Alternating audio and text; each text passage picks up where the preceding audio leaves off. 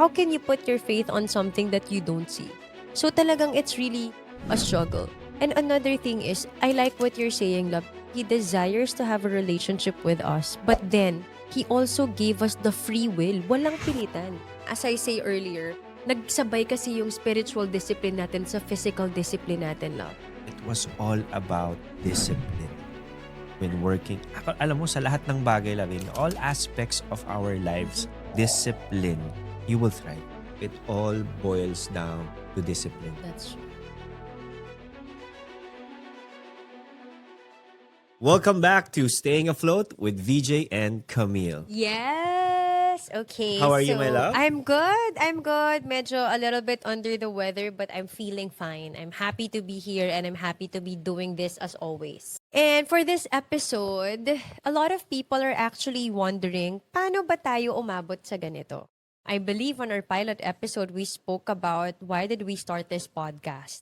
But behind this podcast is actually about our spiritual journey or our faith journey, love. Okay, so the question is, how did we start our faith journey? Yes. Paano ba nagsimula yon? So, love, I remember right now is the year 2026. Uh-huh. We've been Christians. I've been Christian since I was in high school because I went to a Christian school. Mm-hmm. And then, of course, I was young and I didn't know any better. Wala ang nagtuturo sa akin. Wala akong mentor or accountability partner. So, I would say I was a Christianish type of thing. You just identify as a Christian, but you don't really practice it. There you go. There you go. And, you know, the turning point of my faith was when the pandemic came. Okay. And same thing with you. Yes. So, can you share to our listeners kung ano yung nangyari nung pandemic?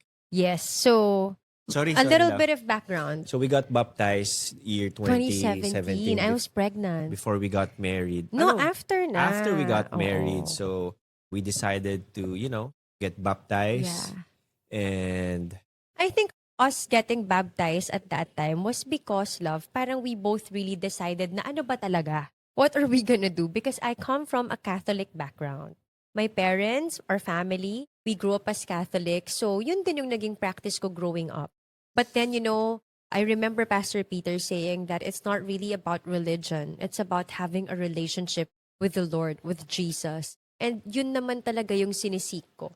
I want to have a relationship with the Lord. I want to know Him. I want to understand who is this God that I'm serving? Who is this God that I say I believe?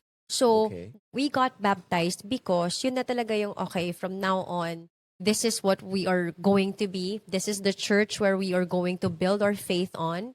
And dire-diretso na yun. Yeah, kumbaga we've decided that we will follow and obey all God's command and we accept Him as our personal Lord and Savior. Amen. That's the reason why we got baptized. Yes. But then, we got baptized and just like as you say, hindi talaga tayo, how do I say that? All Like, in? Oo, hindi pa tayo all in. Like, So, take us back, Lavi. Take us back to the pandemic. so the pandemic was 2020. And syempre, love, nung mga panahon na yun, madami din tayong mga naging realization sa buhay. Right? We were stuck at home. Yung sakit, syempre, parang una, ang layo-layo pa niya. And then slowly, people you know, yung kilala mo, yung kilala niya, nakilala niya may sakit. Hanggang sa pinakamalapit na kapitbahay na natin yung may COVID. And then we know a close friend whose sibling died, 2 siblings died of COVID. So, ang lapit niya na. So, the fear was so real. And for me, the realization was we are really not in control. During that time, it doesn't matter whether you're rich, you're poor, you're old, you're young. If it's your time, your time. Kumbaga, ang ano pa nga natin doon, para siyang bingo. Baka Okay. this time matawag na yung number mo. You'll never know when it will hit you. So for me, there is that realization that only the Lord is in control.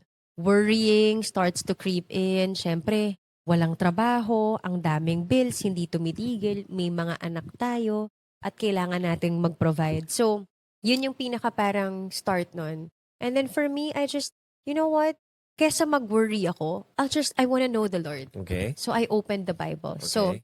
I remember one morning, at kasabay ito ng physical journey din natin, love. Our spiritual journey and physical Okay. journey were like hand in hand. Okay. I woke up early, I think around 6 a.m. I went down, I had coffee, I played praise and worship songs, and I opened my Bible. I had many attempts to do that, but I can't get past Genesis chapter 1. Okay. After that, I feel sleepy. So I opened it and I prayed na, Lord, open my heart to understand who you are because I really want to know you. And then I remember after that, nung nagising ka na, I shared with you the things that I've read. That, ganito pala si Lord, ganito pala, la la la la la la. And then the next morning, anong nangyari? So the next morning, ang nangyari nito, because nakita ko siya, when I woke up one morning, nakita ko wala na siya sa bed. So ako yung na-stuck kay, Na, I believe Nalay Nolan was there. Masyado, wala pang 1 year old. wala pang 1 year old. So, ayoko yon. So I decided the next day, healthy competition to. So nung nakita ko siya na gumising ng maaga, nagising siya ng 6. So I woke up at 5 a.m. 5:30 O naman. 5:30. What I did was I opened my Devo book. Meron naman kaming Bible. Yes. Pero ang nangyayari kasi hindi kami consistent. Hindi kami There you consistent go. about reading the Word, studying the Word, applying the Word. Yeah. So, nung nakita ko siyang ganon, healthy competition, hindi ako nagpadaig. Gumising ako ng earlier than her. So, nagulat siya. Paggising niya, wala na ako. Nandun na rin ako sa office ko sa baba. He opened the Bible. Opened my Bible and I prayed. And sabi ko, I remember my prayer was then, Lord, reveal yourself to me. I want to know you. Wow. And love, I realized, no, na most of us, we desire to know the Lord. But lately ko na lang naintindihan na even the understanding of who the Lord is, kumbaga, siya yung tumatawag sa atin. Hindi natin effort yun para makilala siya. He opens our eyes and our hearts to reveal Himself to us. And that's why your prayer is very powerful because the moment that you say, Lord, I want to know you, then all of a sudden, yung mga scripture na binabasa mo, bakit dati ilang beses ko na itong binasa, bakit hindi ko naiintindihan? Bakit ngayon naiintindihan ko na siya? Baga love, nagiging buhay sa iyo yung word eh. Yes. And the reason why ganun yung prayer ko was that, baga, this is what's happening nung pandemic. I didn't have any control. Baga, I said like people were passing left and right, people that we know, people that we are close with, they're passing. So sabi ko, Lord, hindi ko na to control. I surrender my life to you. I surrender my children to you. I surrender my finances, my marriage, everything, Lord, I will surrender to you. Reveal yourself to me. At kumbaga sobrang naging buhay nga yung word eh. Kumbaga it was so, I cannot explain love, Yeah. but you really have to go through that. You have to experience it yourself. Na si Lord pala talaga was really, really waiting for each and everyone sa atin. Hinihintay niya tayo na lumapit sa Kanya. He desire to have a relationship kung sino yung kinreate niya. Pero, At tayo yun. Pero tama. because tayo, we are so blinded, we are so distracted, we are so busy, Yeah. nawawala eh. Hindi natin siya marinig because of the noise around us. And to be honest, love, I get that. I mean, it's hard to pursue something you don't see. Oh, yeah. That's Diba? one, that's Yun talaga yung pinaka-challenge nun. Kasi hindi mo naman nakikita eh. How can you put your faith on something that you don't see? So talagang it's really a struggle. And another thing is, I like what you're saying, love, na He desires to have a relationship with us. But then, He also gave us the free will. Walang pilitan. Yep. Hindi na tayo pipilitin lahat na parang, oy, lumapit ka sa akin. Yep. Kailangan. He desires it, but at the end of the day, it is up to us if we are going to seek Him wholeheartedly. And I think yun yung naging change nung pandemic for us. There was this very, very deep desire in our hearts to know the Lord. As I say earlier, nagsabay kasi yung spiritual discipline natin sa physical discipline natin, love. So as we study the Word every day, I remember our schedule was we wake up early, like 6, we read the Word, at 7, we're working out. Diba? Do you remember? Of course, kasi kami ni Camille, laid back. Kumbaga, magising lang kami kung anong oras kami magising, tapos tatrabaho lang kami kung kailan namin kailangan magtrabaho. Walang structure. in Walang short. structure. So alam mo, love, ang natutunan ko dito, it was all about discipline. When working, alam mo, sa lahat ng bagay, love, in all aspects of our lives, kapag nilagay mo yung discipline, you will thrive.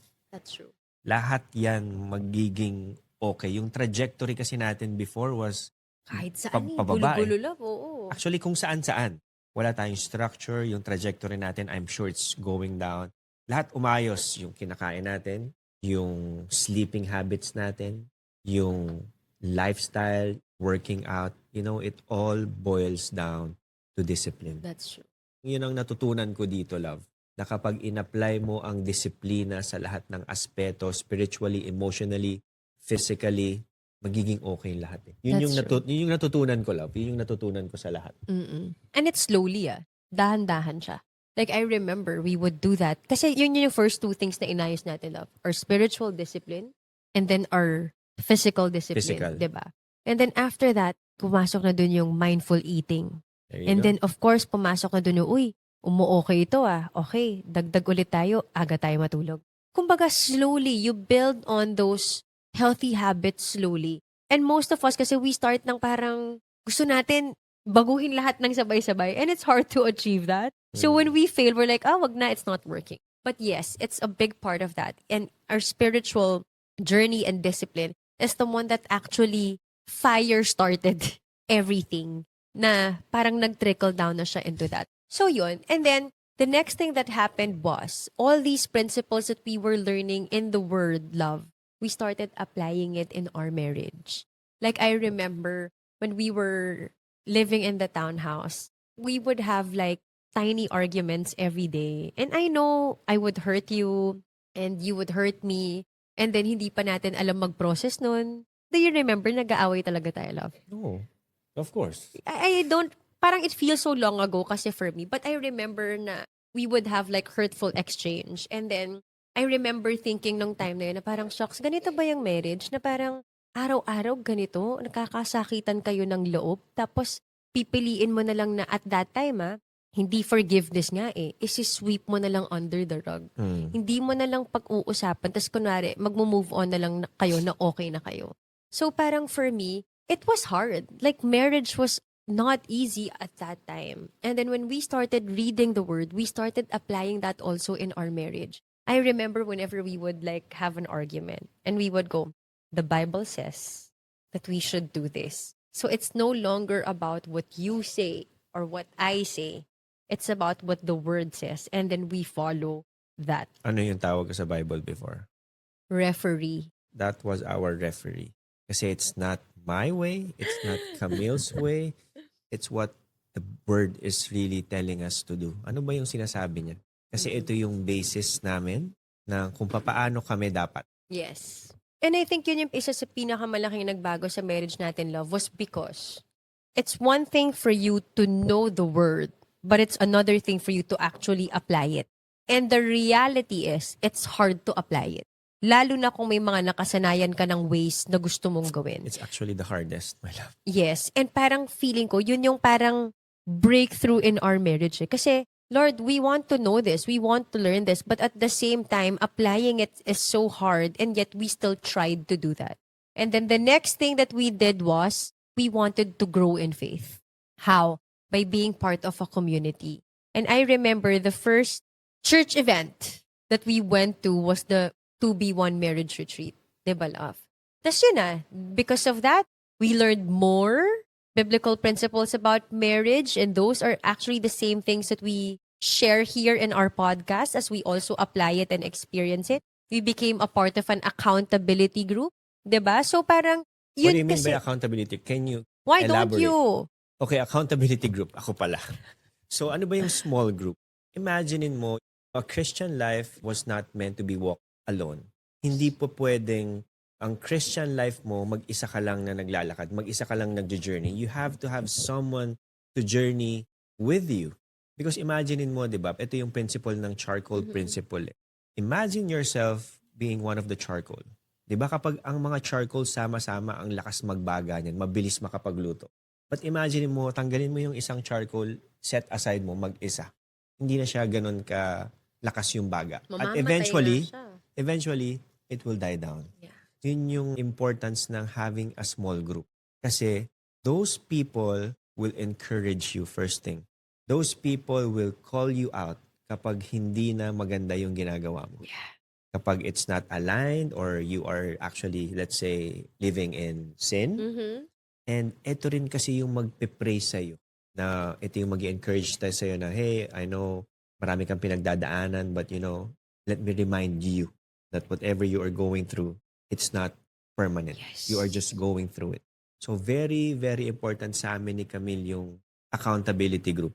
Ang masishare ko rito, love, yung 5 things on how you will grow your faith. Nice, okay. Siguro yung nangyari sa atin is, first is when you hear the word, let's say you went to church, you heard the message, that's one thing. That's the first step. And then when you start hearing it, you now will read. Magbabasa ka ng word. So meron ka ng sarili mong, kumbaga hindi ka na it's not enough that you just heard it. Now you want to be intentional in Yes. understanding what you've heard. Let's say you heard the message about faith. Okay. So na-draw ka, nagkaroon ka ng attention doon. So you will now read on your own. Okay. Pagkatapos mo mag-read on your own, hindi mo lang kasi binabasa, you will now study. Yeah. Pag-aaralan mo na yung mga verses na nakarelate ka. And not only that, you will now memorize verses. Nice. Kapag na-memorize mo na yung verses, na-read mo na siya, ano ba yung una ko? Hear, read, read, study, memorize, and then yung last one is yung Apply. you have to live it out. You have to apply. Kasi yung 4 na naunan na yon, it's impossible na mangyari kung hindi mo siya gagawin. Tama. It's one thing for you to know, but it's a other way It's na another thing for you another to... thing for you to do it. And that's the hard part. Kasi useless yung mga yon kung hindi mo gagawin.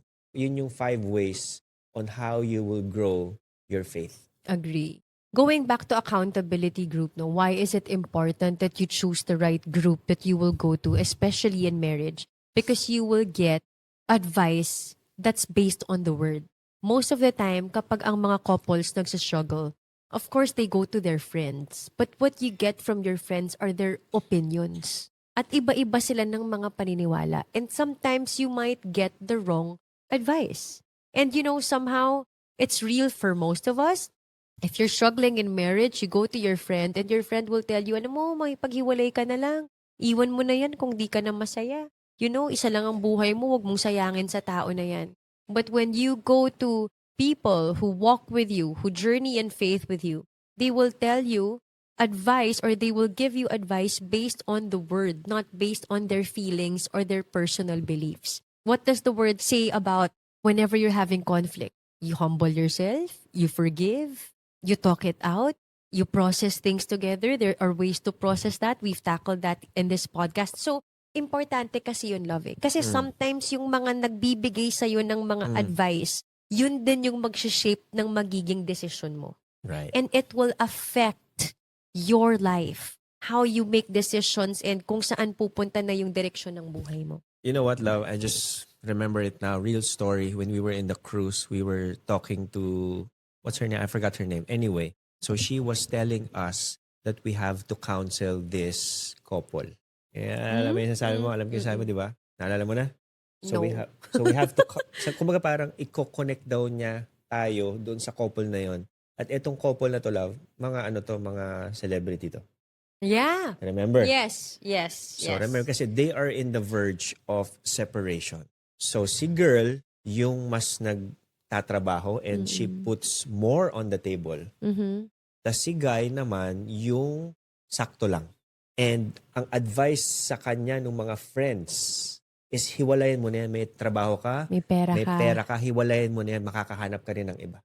So imagine that, na binigyan ka ng worldly wisdom, na dapat nabigyan ka sana ng godly wisdom, na you have to what? Forgive, na pag-usapan nyo, i-align nyo. That's why, naalala ko yung sinishare niya sa atin na, hey, can I reach out to the both of you para makausap nyo siya, para mabigyan sila ng mga godly wisdom, para hindi na sila hindi na Umabot matuloy. sa point na, yeah. Hindi na matuloy yung hiwalayan nila. And it breaks my heart kasi pinadala kayo ni Lord sa bawat isa. Yeah. Kumbaga parang you were husband and wife for a reason. Hindi ba nga sabi nga dun in the book of Mark, what God has joined together, let no man separate. Yeah. So very, very important sa aming journey is to you really have to journey with people that are also following Jesus. Mm-hmm. Kasi they will give you godly advice. Yes, agree. I like that. So that's another thing that's very important. another thing, love, no, as you grow in faith also is that it takes a lot of intentionality also to understand the word. So for us, our quiet time, it's a priority. What's It's, what's your day be like? Can you share with them? I wake up and the Of first thing that I course. do, no, I start with that, of course. Okay, I what open time? my What eyes. time? Joke lang. What time? Early talaga. It depends on what time I wake up. No, Sometimes you I have wake to up have. 6. Okay, So if 6. I So wake up at 6, I open the Bible right away. That is if Nala and Nolan allows me to leave the bed early. no, they allow. So That was I wait. before when So they were I read the smaller. word, I do my devo, and then apart from that, I also do my Bible, what do you call that? Devo. My Bible plan. Because Okay. I want to read the entire word. I want to read the entire book. So I have two of that. So a devo and then the Bible plan. And then after that, we work out. Pero yun yung sinasabi ko, love, na parang, or my day, hindi okay yung simula ng araw ko if I don't go to the word first. I know that, I need the word to fill me. I need the Holy Spirit to be with me. I need to be filled with God's word first thing in the morning, so that I can be ready from any attacks that the day will bring. Because sometimes those attacks can come from those who are closest to you. 'Di ba? Ako ba And yun? Ako ba yun? minsan. And I think, love, in realistically for us, alam ko pag spirit-filled ka. At alam ko din pag hindi.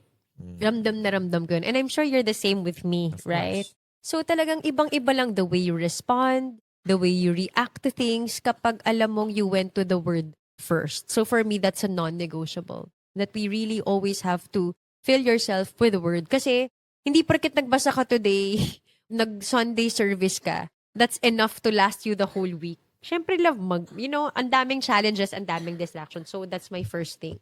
Ikaw? Well, ako syempre, love, ganun din naman. You know naman may routine. So I start my day very early. Then I read the word. Again, sabi nga ni Camille, she knows kapag ako spirit-filled. You know, love, I remember one time I started, no, not naman one time, but I remember nung nagsimula akong seek muna si Lord. Love, I remember I was praying the entire day. Kung sino yung makausap ko, I was really intentional on, hey, kamusta ka? How are you really? Personally, sa trabaho mo. And then I would pray for each one of them. I remember, love, siguro nakapag-pray ako ng mga 30 people on that day. When I started my day, right? Si Lord muna. Kasi nga, again, there are so many attacks, there are so many temptations, there are so many noise around you. So, kailangan importante, simula pa lang ng araw mo, si Lord agad. Tama. Para yung buong araw mo, spirit-filled ka.